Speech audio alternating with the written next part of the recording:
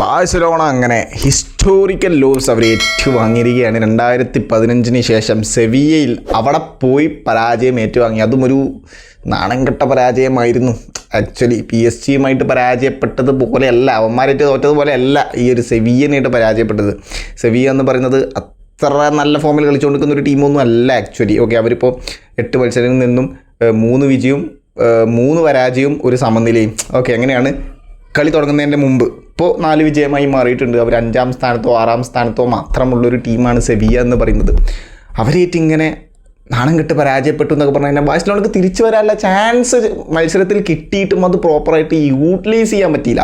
Especially Lewandowski, Ferran Torres ഇത്രയും നല്ലൊരു അറ്റാക്കിന് ഇറക്കി വിട്ടിട്ടും ബട്ട് സ്റ്റിൽ ചാൻസുകൾ കിട്ടിയിട്ടും പ്രോപ്പറായിട്ട് ഫിനിഷ് ചെയ്യാൻ പറ്റുന്നില്ല. അങ്ങനത്തെ പ്രശ്നങ്ങളൊക്കെ ബാഴ്സലോണക്ക് വരുന്നു. ഓക്കെ, അതൊരു സൈഡിൽ. പിന്നെ ഒരു സൈഡിൽ ലമീൻ യമാലിൻ്റെ ഇഷ്യൂ നടന്നുകൊണ്ടിരിക്കുന്നുണ്ട്. ഓക്കെ, അത് അറിയുന്നവർക്ക് അറിയാൻ പറ്റും.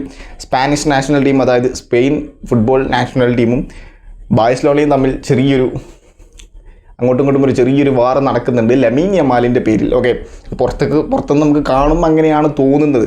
വേറൊന്നുമല്ല, അവരുടെ തുടക്കം നമുക്കറിയാം. ലാസ്റ്റ് ഇൻ്റർനാഷണൽ ബ്രേക്കിൻ്റെ തൊട്ട് മുമ്പ് സ്പാനിഷ് ടീമിനെ വിളിച്ച സമയത്ത് ലമീൻ യമാൽ അതിലുണ്ടായിരുന്നു. ഹംഗേറിക്കെതിരെയും തുർക്കിക്കെതിരെയായിരുന്നു അവർക്ക് മാച്ച് ഉണ്ടായിരുന്നത്.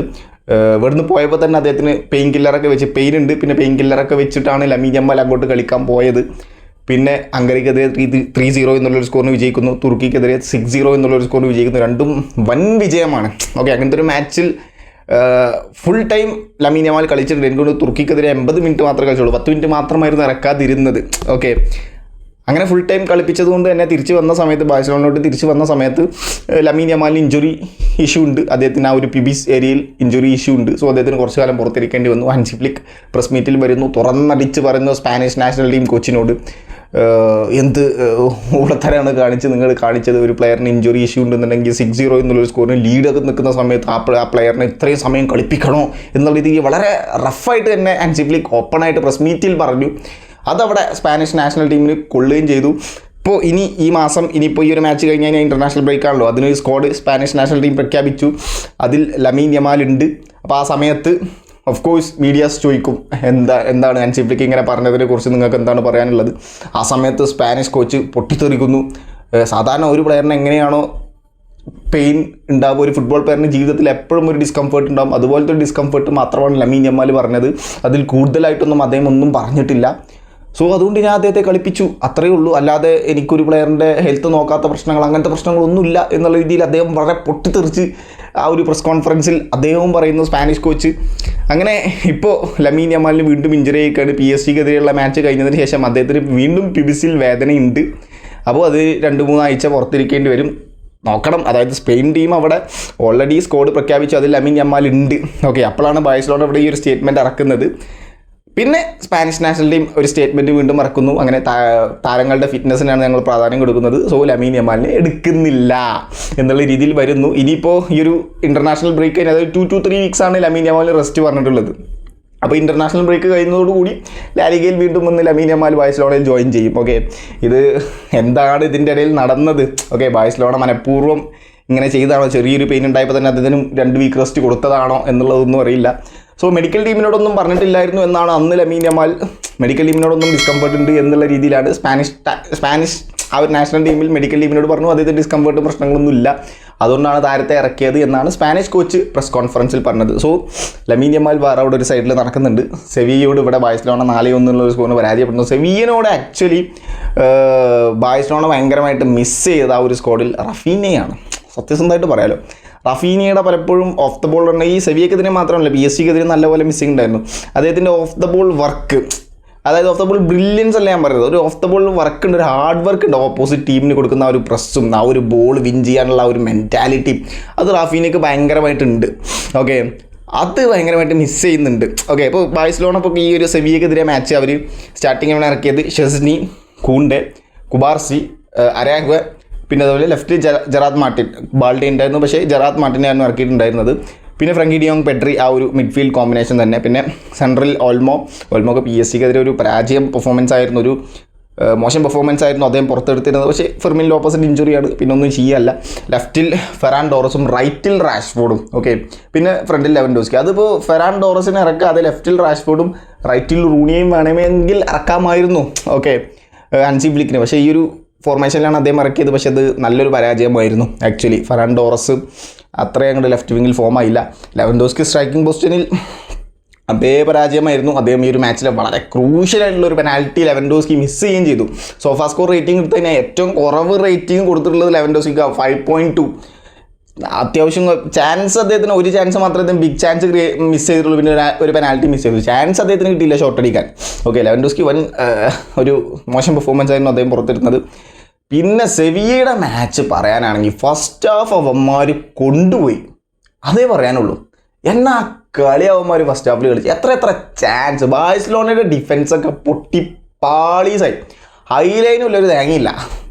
അങ്ങനത്തെ ഒരു ടൈപ്പ്. എനിക്ക് തോന്നുന്നു സെക്കൻഡ് ഹാഫിൽ മാത്രമാണ് അവന്മാരൊന്ന് സെവിയ ഒരു മാനം മര്യാദയ്ക്ക് ഒരു ഓഫ് സൈഡിൽ വീണത്. ഓക്കെ, എൻ്റെ ഓർമ്മ ശരിയാണെങ്കിൽ. ഫസ്റ്റ് ഹാഫിലൊക്കെ ഡിഫൻസിനെ സ്പ്ലിറ്റ് ചെയ്ത് അരാഹും കുബാർച്ചയൊക്കെ നിന്ന് വെള്ളം കുടിക്കുമായിരുന്നു. അവന്മാർക്കൊന്നും ചെയ്യാൻ പറ്റുന്നില്ല. കാരണം എങ്ങനെ പോയാലും ഇടയിൽ കൂടെ ആരെങ്കിലുമൊക്കെ ആയിട്ട് ഓടും. അവരുടെ ഇസാക്ക് എന്ന് പറഞ്ഞിട്ടുള്ളൊരു പ്ലെയർ ഉണ്ട്. പിന്നെ അലക്സിസ് സാഞ്ചസ്. ഓക്കെ, അദ്ദേഹത്തെ പറയാൻ വിട്ടുപോയി. അലക്സിസ് സാഞ്ചസ് എന്ന് പറയുന്നത് 2013-14 വരെ ബാഴ്സലോണയിൽ കളിച്ച ഒരാളാണ്. ഓക്കെ, ഒരു വൺ ഓഫ് ദ ബാഴ്സലോണ ലെജൻഡാണ് ആക്ച്വലി അലക്സിസ് സാഞ്ചസ്. അദ്ദേഹത്തിൻ്റെ എക്സ് ടീമിൻ്റെ എതിരെ കളിക്കുകയാണ് ആക്ച്വലി അത്. സോ ബാഴ്സലോണ ആ ഒരു നെയ്മർ വന്ന ആ ഒരു സീസണിലൊക്കെ ബാഴ്സലോണയിൽ ഉണ്ടായിരുന്നു അലക്സിസ് സാഞ്ചസ്. പിന്നെ അദ്ദേഹം മാഴ്സലിലോട്ട് പോയി, അവിടെ നല്ല ഫോമിൽ കളിച്ചു. പിന്നെ പലതും എന്തൊക്കെയാണ് ഇപ്പോൾ മാഴ്സയിൽ നിന്നും ഈ സീസണിലാണ് അദ്ദേഹം സെവിയയിൽ വന്ന് ജോയിൻ ചെയ്തത്. അവരുടെ വൺ ഓഫ് ദ കീ പ്ലെയറാണ്, നമ്പർ 10 ആണ്, നമുക്കറിയാം. ഓക്കെ, പിന്നെ അവരുടെ ഇസാക്ക് എന്ന് പറഞ്ഞിട്ടുള്ള ഒരു പ്ലെയറും. അവർക്കൊക്കെ എത്ര ചാൻസാണ് കിട്ടിയത്. 10ാമത്തെ മിനിറ്റിൽ തന്നെ ഒരു ത്രോ ഇന്നിൽ ഒരു ബോള് അവരുടെ ഇസാക്ക് എന്ന് പറഞ്ഞിട്ടുള്ള ഒരു നമ്പർ 7 കിട്ടുന്നു സെവിയയുടെ. അദ്ദേഹം ആ ഒരു ബോൾ കൺട്രോൾ ചെയ്യുന്നു. അരാഹുവ ആ ബോക്സിൻ്റെ ഉള്ളിൽ അദ്ദേഹത്തിൻ്റെ ആ ഒരു കൺട്രോളിനൊടുവിൽ അദ്ദേഹത്തെ ഫൗൾ ചെയ്യേണ്ടി വരുന്നു. ആദ്യത്തെ നോട്ടത്തിൽ റഫറി അത് ഫൗൾ കൊടുത്തില്ലെങ്കിലും പിന്നെ രണ്ടാമത് വാർ ചെക്ക് ചെയ്ത സമയത്ത് അത് ഫൗളാണെന്ന് മനസ്സിലാവുന്നു. പ്യൂർ പെനാൽറ്റിയാണ്, നമുക്കും കാണുമ്പോൾ തന്നെ മനസ്സിലാവും ഫൗളാണ്. ഓക്കെ, അരാഹുവക്ക് ആ ഒരു യെല്ലോ കാർഡ് അദ്ദേഹത്തിന് കിട്ടിയോ? ഇല്ല, എൻ്റെ ഓർമ്മ ശരിയാണെങ്കിൽ ഇല്ല എന്നാണ്. പക്ഷേ പെനാൽറ്റി കൊടുത്തു. അലക്സിസ് സാഞ്ചസ് അത് വളരെ കൃത്യമായിട്ട് അത് ഉള്ളിലോട്ട് ഇടുന്നു. അത് കഴിഞ്ഞിട്ട് എത്ര ചാൻസാണ് കിട്ടിയ സെവിയക്ക്. ആ ഇസാക്കിന് തന്നെ എനിക്ക് തോന്നുന്നു 3 ചാൻസ് കിട്ടിയിട്ടുണ്ട്. ഓക്കെ, അത് അയാൾക്ക് മാത്രം 3 ചാൻസ് ഉണ്ട്. അദ്ദേഹം 4ാമത്തെ ചാൻസാണ് പിന്നെ ആ ഒരു 2ാമത്തെ ഗോളാക്കി കൺവേർട്ട് ചെയ്തത്. ബാഴ്സലോണ ഡിഫൻസൊക്കെ സ്പ്ലിറ്റായി പോയിട്ടെന്നോ ഒന്നും പറയല്ല. ഡിഫൻസ് ആ ഒരു ഇനീഗോ മാർട്ടിനസ് പോയതിന് ശേഷം ഒന്നൊന്ന് ബാലൻസ്ഡായി വരുമായിരുന്നു. പിന്നെ എന്തൊക്കെയോ സംഭവിച്ചു. ഡിഫൻസ് ഓട്ടയാണ്. ഓക്കെ, അവസാനത്തൊക്കെ ആ ഗോൾ വന്ന സമയത്ത് ബാഴ്സലോണ ഡിഫൻസിൻ്റെ കോലം കാണണമായിരുന്നു നിങ്ങൾ. ആ ഒരു 4ാമത്തെ 3ാമത്തെ ഗോൾ വന്ന സമയത്ത് അതൊരു പരാജയമായിരുന്നു. ഫസ്റ്റ് ഹാഫ് കംപ്ലീറ്റ് സെവിയ കൊണ്ടുപോയി. സെവിയയിൽ നല്ലൊരു ഫിനിഷർ ഉണ്ടായിരുന്നുണ്ടല്ലോ, 4-1 നിൽക്കില്ല. സത്യസന്ധമായിട്ട് പറയുമല്ലോ, അമ്മാതിരി കളിയായിരുന്നു ഫസ്റ്റ് ഹാഫിൽ സെവിയ കളിച്ചത്. പക്ഷേ ബാഴ്സലോണയെ സംബന്ധിച്ചിടത്തോളം ഒരു പെത്തറ്റിക്കാണ്. നമ്മൾ PSG പരാജയപ്പെട്ടപ്പോൾ നമുക്ക് ബാഴ്സലോണ വേണമെങ്കിൽ കളിയാക്കാം. പക്ഷേ ഇത് കളിയാക്കുക എന്ന് പറഞ്ഞു കഴിഞ്ഞാൽ പെത്തറ്റിക് അവസ്ഥയാണ് ബാഴ്സലോണയുടെ കഴിഞ്ഞ മാച്ചിൽ എന്ന് പറഞ്ഞു കഴിഞ്ഞാൽ. അത് ഒന്നും പറയാനില്ല. പക്ഷേ ഹൻസി ഫ്ലിക്ക് കൊണ്ടുവരുമെന്ന് തന്നെ നമ്മൾ വിചാരിക്കുന്നു. ഇഞ്ചുറി ഇഷ്യൂസ് ഉണ്ട് ഭയങ്കരമായിട്ട്. പക്ഷേ ഡിഫൻസിൽ ഇപ്പം അങ്ങനെ അത്ര വലിയ ഇഞ്ചുറി ഇഷ്യൂസ് ഇല്ല. ആകെ കുബാർസി ഉണ്ട്. എറിക് ഗാർഷ്യനെ കൊണ്ടുവരാമായിരുന്നു. പിന്നെ സെക്കൻഡ് ഹാഫിൽ അരാഹോനെ വിളിച്ച് എറിക് ഗാർഷ്യനെ കൊണ്ടുവന്നു. അരാഹോ കഴിഞ്ഞ 2-3 മാച്ച് അടിപൊളിയായി കളിച്ചെങ്കിലും ഈ മാച്ചിലും പരാജയമായി മാറി. പിന്നെ കൂണ്ടെ ഒരു മോശം പെർഫോമൻസ് ആയിരുന്നു അദ്ദേഹം പുറത്തെടുത്തിട്ടുണ്ടായിരുന്നത്. പിന്നെ സെക്കൻഡ് ഹാഫിലോട്ട് പോയ സമയത്ത് സെക്കൻഡ് ഹാഫിലാണ് ഈ അരാഹോനെ മാറ്റി എറിക് ഗാർഷ്യനെയും ജെറാർഡ് മാർട്ടിനെ മാറ്റി ബാൾഡേനെ കൊണ്ടുവന്നു. ആ അറ്റാക്ക് കുറച്ചും കൂടി ഒന്ന് ഫാസ്റ്റ് ആവാൻ വേണ്ടിയിട്ട് ആ ബാൾഡേനെ കൊണ്ടുവന്നതിന് അതിൻ്റേതായുള്ള ഇമ്പാക്റ്റ് മാച്ചിൽ കൊണ്ടുവന്നു. പിന്നെ സെക്കൻഡ് ഹാഫിൽ ബാഴ്സലോണ കളി പിടിച്ചു. ഓക്കെ, എന്ത് മന്ത്രമാണ് ഹൻസി ഫ്ലിക്ക് പറഞ്ഞു കൊടുത്തതെന്ന് അറിയില്ല, എന്തായാലും കളി പിടിച്ച സമയത്ത് അത് അറ്റാക്കിങ്ങിൻ്റെ കൺട്രോൾ പിടിച്ചു. ഓൾറെഡി പൊസഷനൊക്കെ ബാഴ്സലോണയുടെ കയ്യിൽ തന്നെയാണ്. അറ്റാക്കിങ്ങിൻ്റെ കൺട്രോൾ പിടിച്ച സമയത്ത് ബാഴ്സലോണക്ക് കുറച്ച് അറ്റാക്കുകൾ ഇരുന്നു. ലെവൻഡോസ്കിക്ക് ഒരു നല്ല ചാൻസ് കിട്ടിയിരുന്നു. പെഡ്രിക്ക ഒരു റൈറ്റ് ആ സൈഡിൽ നിന്ന് ഒരു നല്ലൊരു ചാൻസ് കിട്ടിയിരുന്നു. പക്ഷേ അതൊക്കെ ഗോൾ കീപ്പർ സേവ് ചെയ്ത് കളഞ്ഞു. പിന്നെയാണ് റാഷ്ഫോർഡും നമ്മുടെ ബാൾഡേയും ഒരു 1 ടച്ച് പാസ് കളിച്ച് ബോക്സിൻ്റെ ഉള്ളിലോട്ട് പോയി ബാൾഡേക്ക് ഒരു ബോൾ റാഷ്ഫോർഡ് തിരിച്ചിട്ട് കൊടുത്ത് ആ ഒരു ബോൾ ബാൾഡേനെ പിടിക്കാൻ കിട്ടാതെ നമ്മുടെ സെവിയയുടെ റൈറ്റ് ബാക്ക് അദ്ദേഹത്തെ ബാൾഡേനെ ഫൗൾ ചെയ്യുന്നു. ഒരു പെനാൽറ്റി കിട്ടുന്നു. ഓക്കെ, സോറി അതിൻ്റെ മുമ്പാണല്ലേ റാഷ്ഫോർഡിൻ്റെ ഗോൾ. റാഷ്ഫോർഡും പെഡ്രിയും തമ്മിലൊരു കോമ്പിനേഷൻ നടക്കുന്നു. ആദ്യം റാഷ്ഫോർഡ് പെഡ്രി ഒരു കോമ്പിനേഷൻ നടക്കുന്നു. റാഷ്ഫോർഡിന് ഒരു ചാൻസ് കിട്ടുന്നു, പക്ഷേ അദ്ദേഹം പുറത്തേക്ക് അടിക്കുന്നു. പിന്നെ വീണ്ടും റാഷ്ഫോർഡ് പെഡ്രി ഒരു കോമ്പിനേഷൻ നടക്കുന്നു. പെഡ്രിയുടെ ഒരു കിഡിലം ബോൾ, ഒരു കേവിങ് ബോൾ, ഒരു cross to Rashford first time shot ഗോളായി. ഓക്കെ, അങ്ങനെ ബാഴ്സലോണ 2-1 എന്നുള്ളൊരു സ്കോറിന് മുന്നിലെത്തുന്നു. അത് കഴിഞ്ഞിട്ടാണ് ഈ ഒരു ഞാൻ നേരത്തെ പറഞ്ഞ റാഷ്ഫോർഡ് ബാൾഡേ കോമ്പിനേഷനിൽ ഒരു അറ്റാക്ക് വരുന്നു. ബാൾഡേനെ ഫൗൾ വെക്കുന്നു. ബാഴ്സലോണക്ക് പെനാൽറ്റി കിട്ടുന്നു. വളരെ ക്രൂഷ്യനുള്ള പെനാൽറ്റി 70ാമത്തെ മിനിറ്റിൽ 2 എന്നുള്ളൊരു സ്കോറിന് ഡൗൺ ആയി നിൽക്കുന്നു. ഈ ഒരു ഗോൾ സ്കോർ ചെയ്ത് കഴിഞ്ഞാൽ, ഈ ഒരു പെനാൽറ്റി സ്കോർ ചെയ്ത് കഴിഞ്ഞാൽ ബാഴ്സലോണ 2-2 എന്നുള്ള സ്കോറിനെ ലെവൽ ചെയ്തു. ബാഴ്സലോണയ്ക്ക് കളി തിരിച്ചു പിടിച്ച് അവർ സ്ഥിരം ഈ ഒരു സീസണിൽ നടത്തിയ റെമോൺതാദ അവർക്ക് വീണ്ടും നടത്താമായിരുന്നു. പക്ഷേ അൺഫോർച്ചുനേറ്റ്ലി ലെവൻഡോസ്കി അതെടുത്ത് പുറത്തേക്ക് അടിച്ചു. അൺഫോർച്ചുനേറ്റ്ലി ലെവൻഡോസ്കി അദ്ദേഹത്തിൻ്റെ എക്സ്പീരിയൻസ് അവിടെ യൂസ് ചെയ്യണമായിരുന്നു. ആ ഒരു ടീമിൽ ഏറ്റവും നന്നായിട്ട് എക്സ്പീരിയൻസ് ഉണ്ടായിരുന്ന ഒരു പ്ലെയർ എന്ന് പറയുന്നത് ലെവൻഡോസ്കി ആയിരുന്നു. അതേ മോശം പെർഫോമൻസ് ആയിരുന്നു, ശരിയാണ്. പക്ഷേ ആ ഒരു പെനാൽറ്റി സ്കോർ ചെയ്തിരുന്നു എന്നുണ്ടെങ്കിൽ അദ്ദേഹത്തിനും ഒരു കോൺഫിഡൻസ് ഫില്ല് ചെയ്യാമായിരുന്നു, ടീമിനും ഒരു കോൺഫിഡൻസ് ഫില്ല് ചെയ്യാമായിരുന്നു, ടീമിന് വേണമെങ്കിൽ തിരിച്ചു വരാമായിരുന്നു. പക്ഷേ അൺഫോർച്ചുനേറ്റ്ലി അദ്ദേഹം അത് പുറത്തേക്ക് അടിച്ചു. ഓക്കെ, ചില സമയത്ത് സിറ്റുവേഷൻസിൽ ആ ഒരു പ്രശ്നത്തിൽ അതൊക്കെ സംഭവിച്ചു പോകും, ശരിയാണ്. ബട്ട് സ്റ്റിൽ ലെവൻഡോസ്കി അദ്ദേഹത്തിൻ്റെ എക്സ്പീരിയൻസ് യൂസ് ചെയ്തത് ഉള്ളിലോട്ട് അടിക്കണമായിരുന്നു. സത്യസന്ധമായിട്ട് പറയില്ല, അടിക്കണമായിരുന്നു. അറിയില്ല, ഒരു ക്രൗഡിൻ്റെ മുന്നിൽ ലെവൻഡോസ്കി വീണ് പോയതാണോ, അവരുടെ പ്രൊവോക്കേഷനിൽ ലെവൻഡോസ്കി വീണ് പോയതാണോ ഒന്നും അറിയില്ല. ലെവൻഡോസ്കി എടുത്ത് പുറത്ത് കടിച്ചു. അദ്ദേഹത്തിൻ്റെ ടിപ്പിക്കൽ സ്റ്റൈലിൽ തന്നെയാണ് അടിച്ചത്, ഓപ്പോസിറ്റ് ഡയറക്ഷനിലോട്ട് തന്നെയാണ് അടിച്ചത്. പക്ഷേ പുറത്തോട്ടായി പോയി, അവിടെ കളി പോയി, ബാഴ്സലോണയുടെ കളി പോയി. പിന്നെ സെവിയയുടെ കുറേ അറ്റാക്കുകൾ ഉണ്ടായിരുന്നു. ആദംസ് എന്ന് പറഞ്ഞാൽ ഈ ഒരു ഇസാക്കിനെ പിൻവലിച്ച് ആദംസിനെ കൊണ്ടുവരുന്നു. ആദംസ് ഒരു ഗോൾ സ്കോർ ചെയ്യുന്നു, പക്ഷേ അൺഫോർച്ചുനേറ്റ്ലി അത് ഓഫ് സൈഡായിട്ട് മാറി. പിന്നെ അത് കഴിഞ്ഞിട്ടാണ് ആഡംസിന് തന്നെയാണെന്ന് തോന്നുന്നു, ആഡംസിനല്ല, അവരുടെ കമേറോ എന്ന് പറഞ്ഞിട്ടുള്ള ഒരു പ്ലെയറിന് ആഡംസിൻ്റെ അസിസ്റ്റിൽ നിന്നും, ആഡംസിൻ്റെ അസിസ്റ്റ് അല്ല, കമേറോക്ക് ഈ ഫ്രീ ആയിട്ടൊരു ബോൾ കിട്ടുന്നു, ഒരു ത്രൂ ബോൾ. അതൊക്കെ സ്പ്ലിറ്റായിപ്പോയി. എവിടെ ബാൾഡേക്ക്, ബാൾഡേ അറ്റാക്കിന് പോയി തിരിച്ചു വരില്ലേ, ആ ലെഫ്റ്റ് സൈഡിലായിരുന്നു അത്. ഫ്രീ ആയിട്ട് അദ്ദേഹത്തിന് ഒരു ബോൾ കിട്ടുന്നു ക്യാമറോൺ. അദ്ദേഹം ആഡംസിന് കൊടുക്കാൻ വേണ്ടി ഇങ്ങനെ നിൽക്കുന്ന സമയത്ത്, ഒരു കൺഫ്യൂഷൻ അടിച്ചിരിക്കുന്ന സമയത്ത് ഒരു ലോ ഷോട്ട് അടിക്കുന്നു, ഗ്രൗണ്ട് ഷോട്ട്, അത് ഗോളാവുന്നു. 3-1 എന്നുള്ളൊരു സ്കോറിന് സെവിയ മുന്നിലെത്തുന്നു. ഓക്കെ, അങ്ങനെ പിന്നെ ഓൾമോസ്റ്റ് അവർ സെവിയ മാച്ച് ജയിച്ചു എന്നുള്ള രീതി കൺഫേം ആയി. അപ്പോഴാണ് അവസാനം വീണ്ടും ഇവർക്ക് ബോൾ കിട്ടുന്നത്. ആർക്ക്? സെവിയക്ക് ബോൾ കിട്ടുന്നത്. സെവിയയുടെ ആഡംസ് എന്ന് പറഞ്ഞുള്ള ഒരു പ്ലെയറിന് കിട്ടുന്നു.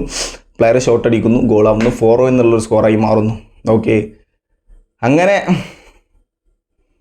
മാച്ച് കംപ്ലീറ്റ് ബാഴ്സലോണയുടെ കൺട്രോളിൽ നിന്ന് പോയി.